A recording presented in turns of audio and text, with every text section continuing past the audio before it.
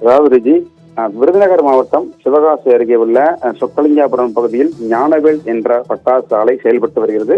30க்கும் மேற்பட்ட அறைகள் கொண்ட இந்த பட்டாசு ஆலையில் 50க்கும் மேற்பட்ட பணியாளர்கள் பணியில் ஈடுபட்டு வருகிறார்கள். முதற்கட்டமாக இது பேன்சி ரக பட்டாசு என்று சொல்லப்படக்கூடிய பேன்சி ரக பட்டாசுகள் தயாரிக்கப்பட்டு வருவதாக கூறப்படுகிறது. இந்த நிலையில் தொழிலாளர்கள் பணியில் ஈடுபட்டிருந்த போது எதிர்பாராத விதமாக விபத்து என்பது ஏற்பட்ட நிலையில் ஒரு அறை முற்றிலுமாக சேதமடைந்திருக்கிறது. அதில் பணியாற்றிய ஒரு தொழிலாளர் காயமடைந்திருக்கிறார். அவர் சிவகாசி அரசு மருத்துவமனைக்கு சிகிச்சைக்காக அனுமதிக்கப்பட்டுள்ளார். தகவல் இருந்து வந்த சிவகாசி மற்றும் பெம்பக்கோட்டை தீயணைப்பு துறையினர் தீயை அணைக்கும் பணியில் ஈடுபட்டு வருகிறார்கள். தொடர்ந்து பட்டாசுகள் வெடித்துக் கொண்டே இருப்பதன் காரணமாக தற்போது மீட்பு பணி என்பது தொய்வு ஏற்பட்டுள்ளதாக தீயணைப்பு தரப்பில் தெரிவிக்கப்பட்டிருக்கிறது. தொடர்ந்து மாவட்ட காவல்துறை கண்காணிப்பாளர் மற்றும் மாவட்ட ஆட்சியர் சம்பவத்துக்கு செய்ததாகவும் தகவல் தெரிவிக்கப்பட்டிருக்கிறது.